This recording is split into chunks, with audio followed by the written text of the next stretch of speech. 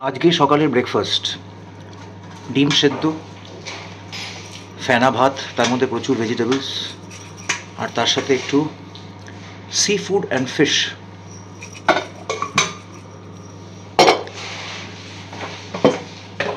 একটু সল্ট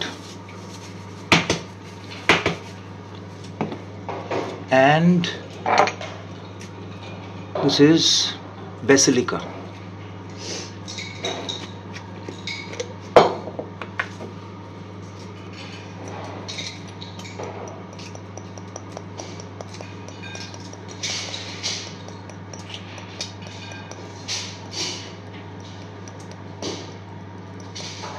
এটা হার্ড বল খাস না নরম খাস?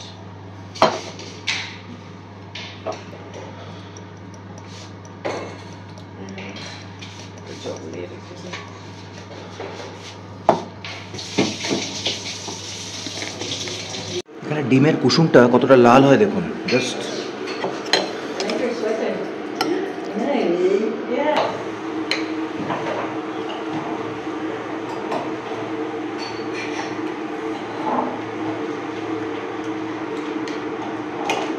বাঙালি যেখানেই যা এই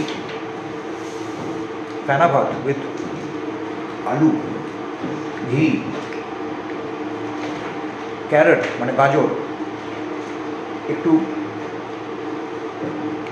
গোলমরিচ, হালকা নুন, and icing on the cake, basilica, jalapeno and all these things. Heavenly. আর তার মধ্যে যদি ডিমের কুসুমের কালার এরম হয়, এখানকার লোকাল ডিম কেনা হয়েছে, এক একটা ডিমের পিস এর দাম ইন্ডিয়ান রুপিসে এসছে হচ্ছে 30 টাকা, which is absolutely okay I suppose. তো কালকে যেটা বলছিলাম যে ভেরি এক্সপেন্সিভ করে লোকজন যে লাফায়, যদি প্রপারলি প্ল্যানিং করে এটা করা যেতে পারে, এত ভালো ইভেন্টফুল জায়গা, the top of the world, we are just near the North Pole, সেখানে এই খাবার খাচ্ছি, দিস ইজ আনবিলিভেবল। সো দেখে মনে হচ্ছে মাঝরাত্রিরে বেরিয়ে পড়েছি, অ্যাকচুয়ালি মাঝরাত্রি নয়, বিকজ এটা হচ্ছে ল্যান্ড অফ মিডনাইট সান, মানে 17 ঘন্টা অন্ধকার আর 7 ঘন্টার আলো। সো এখন বাজে হচ্ছে around 7:30 AM in the morning, আর ইন্ডিয়ান টাইমে আপনি 5 ঘন্টা 5.5 ঘন্টা অ্যাড করে দিতে পারেন, মানে এখন 12:30 1টা বাজে ইন্ডিয়াতে। এই যে দেখছেন চার্চটা, এটার একটা ঐতিহ্য রয়েছে, ভেরি নস্টালজিক, আপনাদেরকে পরে আমি শেয়ার করবো অ্যাবাউট দিস চার্চ। বাট এই চার্চের সামনে থেকে আজকে আমাদের ট্রাভেল শুরু হচ্ছে, বাস শুরু হচ্ছে, যেটা আমাদেরকে নিয়ে যাবে হচ্ছে, হালকা স্নোফলও হচ্ছে বাই দ্য ওয়ে, দেখুন দেখতে পাচ্ছেন, স্নোয়িং, মারাত্মক ঠান্ডা। আজকে আমরা সাউথ কোস্ট এক্সপ্লোর করতে যাচ্ছি। সাউথ কোস্ট দুর্দান্ত সব ব্যাপার স্যাপার হয় সাউথ কোস্টে, আপনাদেরকে দেখাবো, স্টে টিউনড।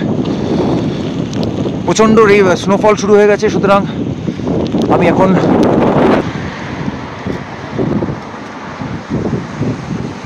স্নোফল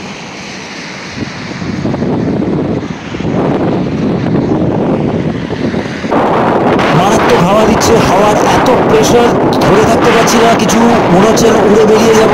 তার মধ্যে ভিডিওটা তোলার চেষ্টা করছি কিন্তু রাখতে পারছি না, মনে হচ্ছে যে কোনো সময় ফেলে দেবে হাওয়া, এত ফোর্স।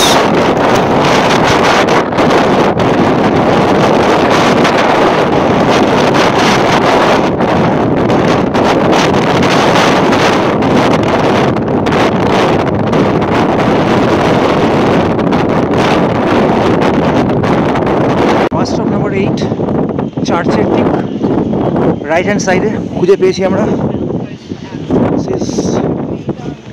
বাস স্টপ নাম্বার 8।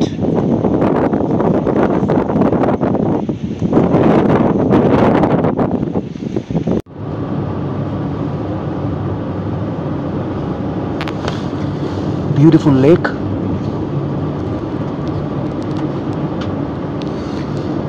সাউথ কোস্টের দিকে আমরা এগিয়ে চলেছি।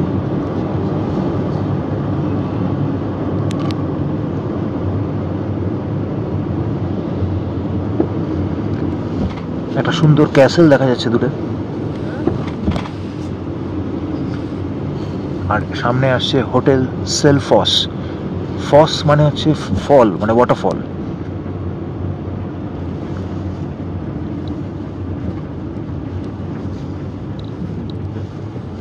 সাবওয়ে, একটা ছোট্ট গ্রাম, সিটি অফ সেলফস।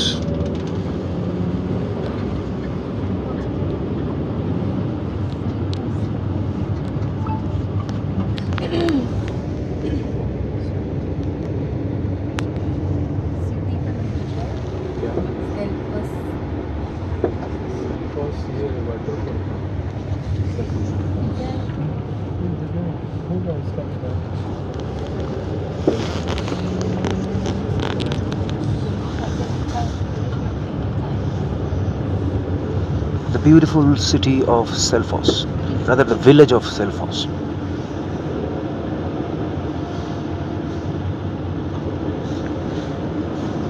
রাস্তায় সাদা বরফের চাদর দেখতে পাচ্ছেন আশা করি। 9:26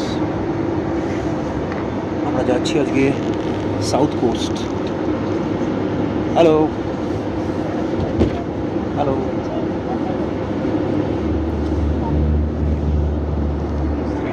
মাধু বসে আছে আমার সামনে। আস্তে আস্তে সূর্যের আলোটা উঠছে অ্যান্ড 9:30 মানে around 10ish in the morning. আশা করি মোটামুটি লাইট চলে আসবে। আর আমরা এখন একটা গ্যাস স্টেশনে থেমেছি। অবস্থা দেখুন, চারিদিক সাদা হয়ে গেছে বরফ পড়ে।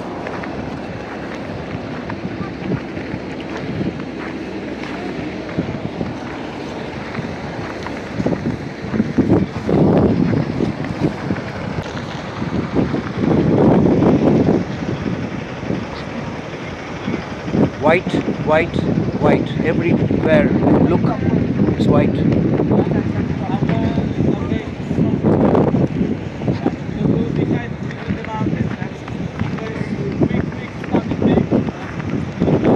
Yeah, I think it will be much better.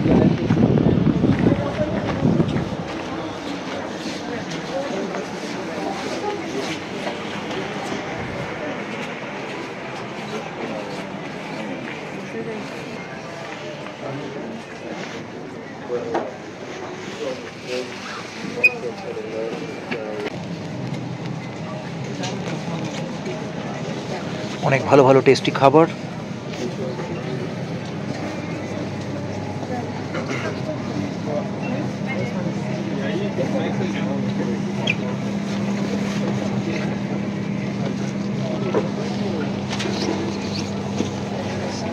Nasty, এখানে চিকেন থেকে শুরু করে অনেক ধরনের মিট, আর তার সঙ্গে cherry tomatoes, lettuce leaves and what not.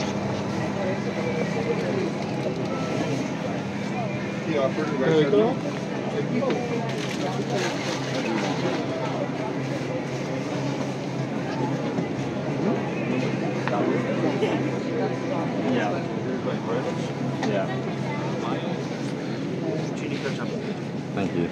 How much is hot dog? Not much. How many pieces? How many pieces? One? Okay.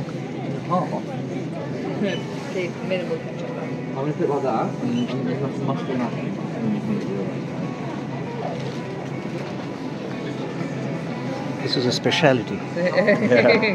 Hot dog. This is pork, right? Tiny bit. I've no idea. I think I wouldn't so. bet I on don't know. it. This is pork, right? Mix of a lot of different Pork and beef or chicken. horse. Oh yeah. I don't want to. চাওয়ার পর Cup of coffee. They are very nice. এমনিতে গ্লাসের জন্য charge করে, but আমি চাওয়ার পর এই গ্লাসটা ওরা আমাকে এমনিই দিল, because I said that I want to drink some water. জল তেষ্টা পেয়েছে, এখানে জল রাখা আছে।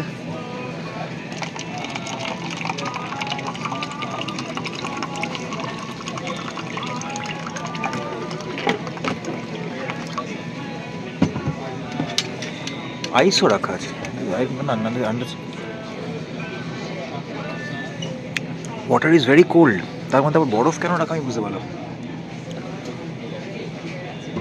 পাশে রয়েছে Coke, Fanta, There were like different transfers, and I was Great. like, oh, I hope they make it. But good to see you. Good to see you too. Thank you. We are going on again. Sure, Have a nice sure. day. Yeah, same to you, same to you.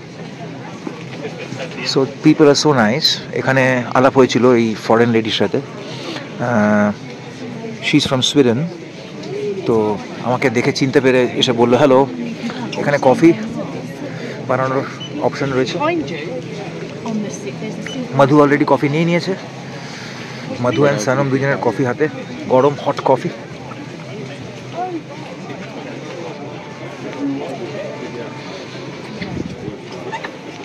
তো আপনাদেরকে একটা unique experience দেখাই, rare experience. Snow Sturm, বাইরে snow Sturm হচ্ছে, বাস এগোতে পারছে না, উইন্ডের এত স্পিড, তার সাথে স্নো। দেখুন জানলা স্নোতে ভরে গেছে।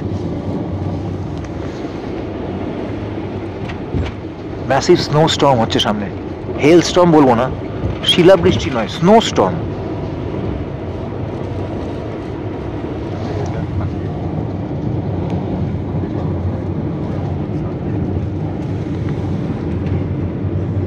এই যে সমুদ্র বা সি এর মতো দেখছেন, যেখানে ঢেউও দেখা যাচ্ছে, এটা দেখে আমি তো ভেবেছিলাম এটা কোনো সি বা কোনো ওশান, প্যাসিফিক ওশান বা অ্যাটলান্টিক ওশান, আমি জানি না কোনটা এটা।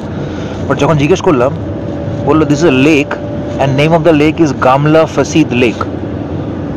এত বড় lake, how is this possible? লেকে ঢেউ তো জীবনে শুনিনি।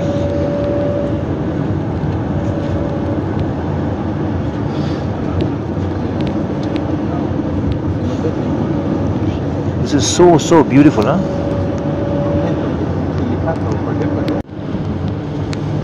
এই যে ব্ল্যাক দেখতে পাচ্ছেন সব, এগুলো হচ্ছে মোল্টেন লাভা, শুকিয়ে গিয়ে এরকম অবস্থা। গ্লেশিয়ার অ্যাক্টিভিটিস অ্যান্ড কায়াকিং, কি জায়গা বলুন তো, এরম টেরেন, এরম জিওগ্রাফি। সামনে দূরে একটা ভলক্যানো দেখা যাচ্ছে, দেখুন, ডরমেন্ট ভলক্যানো, যে কোনো সময় জেগে উঠতে পারে। আর এখন any which way Iceland government alert দিয়েই রেখেছে যে মুভমেন্টস দেখা গেছে। ভলক্যানোস আর মোর দ্যান 3000 ভলক্যানোস আর অ্যাক্টিভ নাও। তো যে কোনো সময় ইরাপ্ট হতে পারে। এই ভলক্যানোটা একসময় ইরাপ্ট হয়েছিল এবং সেখান থেকে লাভাই এখানে স্প্রেড হয়ে, দেখুন কালো লাভা পড়ে আছে সব।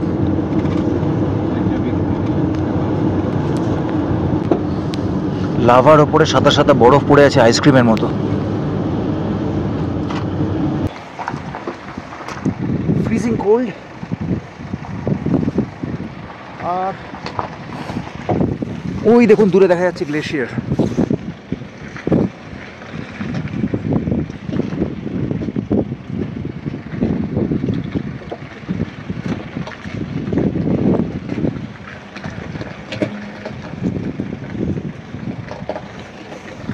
So, what a place.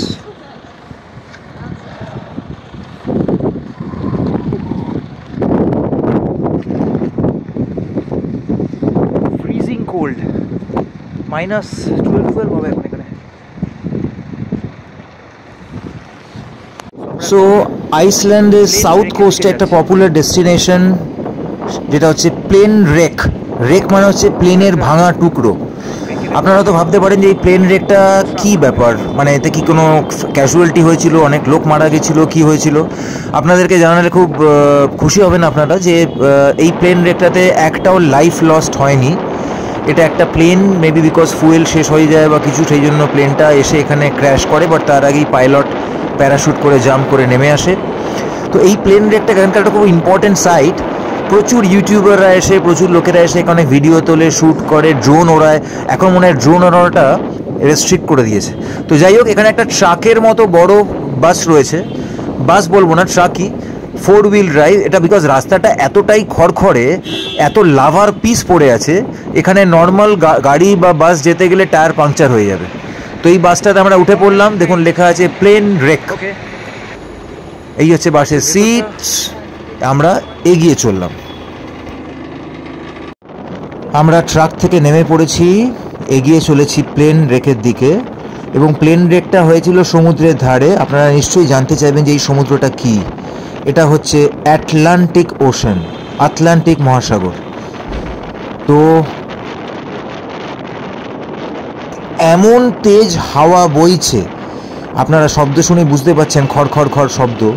এমন তেজ কনকনে ঠান্ডা হাওয়া দিচ্ছে যে আমি কথা বলবো কি, সামনে যারা আমার বন্ধু বান্ধব রয়েছে তাদেরকে ডাকলেও তারা শুনতে পাচ্ছে না, হাওয়ার এত তেজ। হাঁটতে পারছি না, হাওয়া মনে হচ্ছে যে কোনো সময় ধাক্কা মেরে ফেলে দেবে, এতই তেজ হাওয়ার। এগিয়ে চলছি এগিয়ে চলছি এগিয়ে চলছি, নিচে দেখুন খড়খড়ে লাভার টুকরোওয়ালা ল্যান্ড। 3 রকম 4 রকম লেয়ারিং করেছি, তবু ঠান্ডা মানতে চাইছে না, এত কনকনে ঠান্ডা হাওয়া। দেখুন দাঁড়াতে পারছি না, হাওয়া ঠেলে ফেলে দিচ্ছে।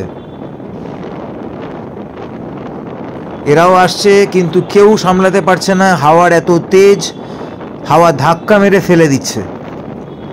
ওই দেখুন দূরে দেখা যাচ্ছে প্লেন রেক। আমরা এগিয়ে চললাম আস্তে আস্তে প্লেন রেকের দিকে, খুবই উত্তেজিত। অনেক ভিডিওতে দেখেছি এই প্লেন রেক, আজকে ফার্স্ট টাইম চোখের সামনে দেখব। দেখুন প্লেনের এই ভাঙা টুকরো,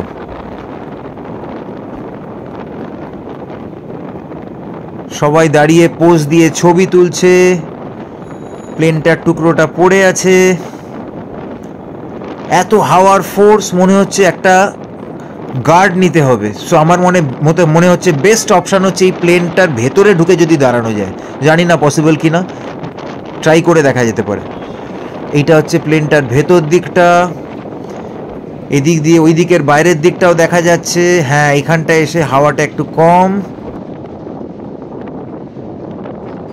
এই হচ্ছে প্লেন রেকের ভেতর, দেখুন এই পার থেকে ওই পার দেখা যাচ্ছে।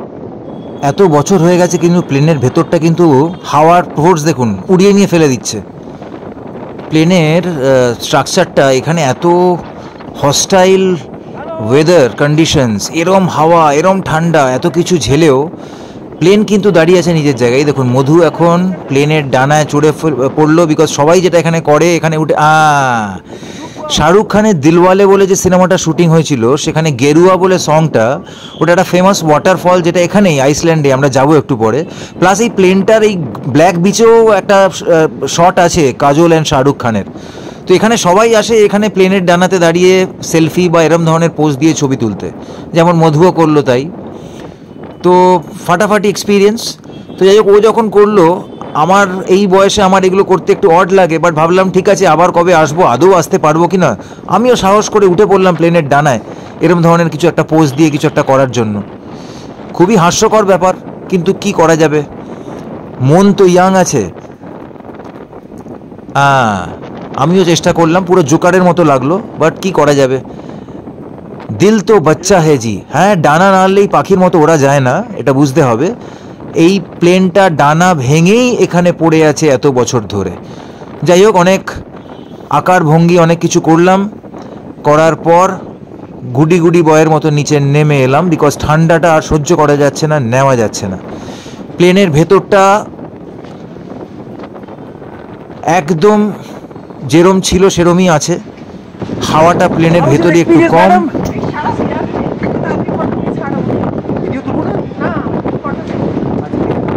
সো আশা করি আপনাদের এই রেয়ার আনকমন প্লেন রেক, ভাঙা প্লেনের এই এক্সপিরিয়েন্স আইসল্যান্ডের সাউথ কোস্টে এসে যেটা দিলাম, আপনারা এনজয় করলেন। যদি ভালো লেগে থাকে কমেন্ট সেকশনে জানাবেন।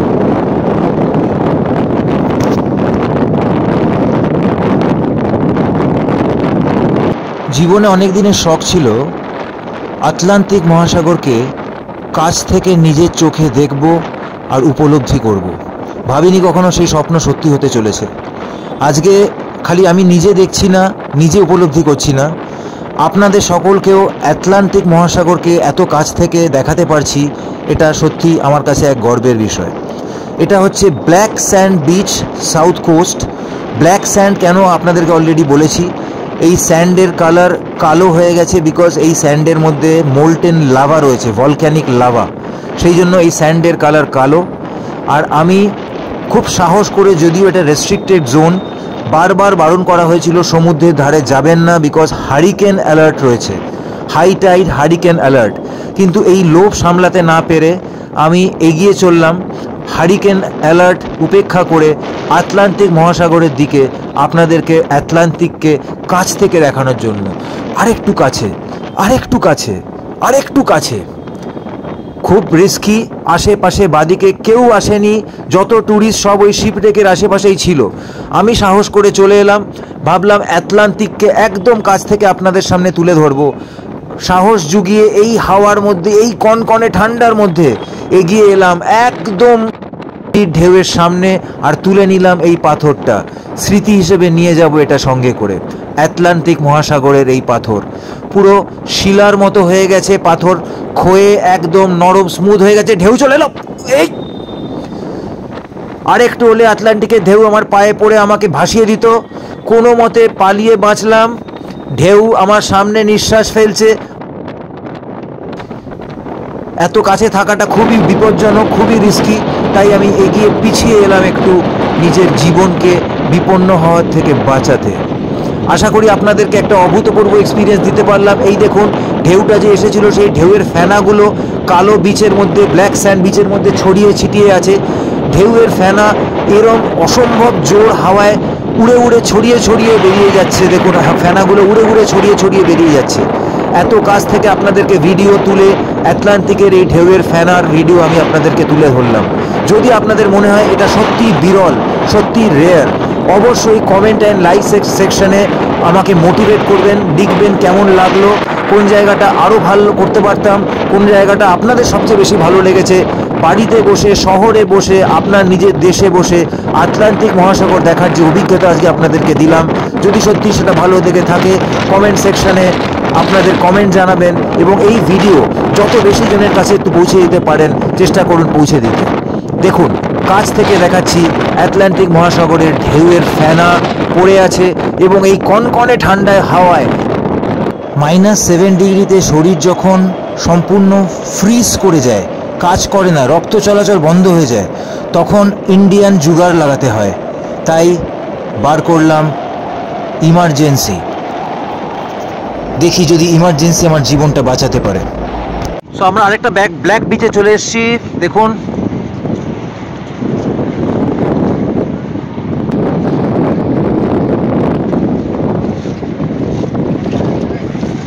সমুদ্র একবারে উত্থাল পাথাল।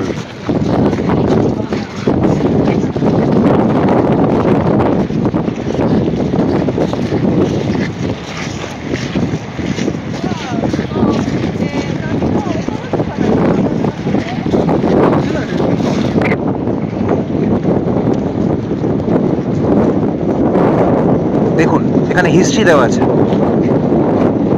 এই বিচে আর্মিরা নেমেছিল এবং গুলি খেয়ে খেয়ে মারা গেছিল। এই জায়গাটা এলে মনটা খুব খারাপ হয়ে যায়। তো এই রেনিস জারা বলে যে জায়গাটা, ইতিহাসে কথিত আছে যে এখানে বেশ কিছু ব্রিটিশ সোলজার্সদের ট্রুপস বোটে করে নেমেছিল, বাট তারা জানতো না যে হিডেন জায়গাতে তাদের জন্য ওয়েট করে আছে মৃত্যু, এবং গুলির বৃষ্টিতে ঝাঁঝরা হয়ে যায় এই সমস্ত সোলজারদের জীবন। আমি যখন এই বিচে আসার আগে, এটা অ্যাকচুয়ালি ভিক ভিলেজের খুব কাছে, তো এখানে আসার আগে আমি অ্যাকচুয়ালি বিচটার সম্বন্ধে একটু পড়াশোনা করছিলাম, দেখছিলাম। তো ওই আমাদের আগের যে প্লেন রেকের যে বিচ, ব্ল্যাক বিচ, এটাও ব্ল্যাক বিচ বিকজ এখানে ভলক্যানিক লাভার এলিমেন্টস রয়েছে, সেই জন্য ব্ল্যাক। তো আমি যখন এখানে এই বিচটার সম্বন্ধে একটু পড়াশোনা করছিলাম, তখন দেখলাম যে এখানের একটা ওয়ার্নিং দেওয়া আছে যে এই বিচটা প্রচণ্ড ডেঞ্জারাস, বিকজ এখানে নাকি অ্যাব্রাপ্ট ওয়েভস যে কোনো সময় যে কোনো জায়গার থেকে চলে আসতে পারে, এবং তাতে নাকি অনেক মানুষের প্রাণহানিও হয়েছে। তো আমি তো আগের ওই ব্ল্যাক বিচে যেখানে প্লেন রেক ছিল সেখানে অনেক আগে কাছে গিয়ে আপনাদেরকে দেখালাম যে ঢেউয়ের গুঁড়ো পড়ে আছে, ঢেউয়ের ফ্লেক্স পড়ে আছে, সেইগুলো হাওয়ায় উড়ে উড়ে চলে যাচ্ছে। তো এখানেও যদি এরকম কিছু দেখাতে পারি, ঠান্ডায় কেঁপে পুরো মানে শরীর হিম হয়ে যাচ্ছে, এত ঠান্ডা, -5 -7 হবে। তার মধ্যে বিচের কাছে এসে ঘুরে গিয়ে আপনাদেরকে একটা রোটেট করে 360 ডিগ্রি ভিউ দেখানোর চেষ্টা করছি। মারাত্মক হাওয়া দিচ্ছে, সেই হাওয়ার মধ্যে ফোন ধরে থাকাটাও একটা ডিফিকাল্ট ব্যাপার হচ্ছে। আর ঢেউয়ের এত শব্দ, এত কারেন্ট, বুঝতে পারছি না যে মানে কতক্ষণে নর্মাল জায়গায় যাব, বিকজ এই ঠান্ডাটা শরীরে আর নেওয়া যাচ্ছে না। তবু ভাবলাম যে আপনাদেরকে অলওয়েজ রেয়ার এক্সপিরিয়েন্স দিয়েছি, এখানেও এই টাফ বিচে এসেও একটু রেয়ার এক্সপিরিয়েন্স দিই, তাই আরেকটু এগিয়ে এলাম। এগিয়ে এসে আপনাদেরকে দেখাই এই সামনের বিচ। দেখুন কারেন্ট, দেখুন হারিকেন অ্যালার্ট তো ছিলই, কিন্তু জলের কারেন্ট, জলের স্রোত দেখুন। আর এই বিচের বাদিক ডান দিক দিয়ে যখন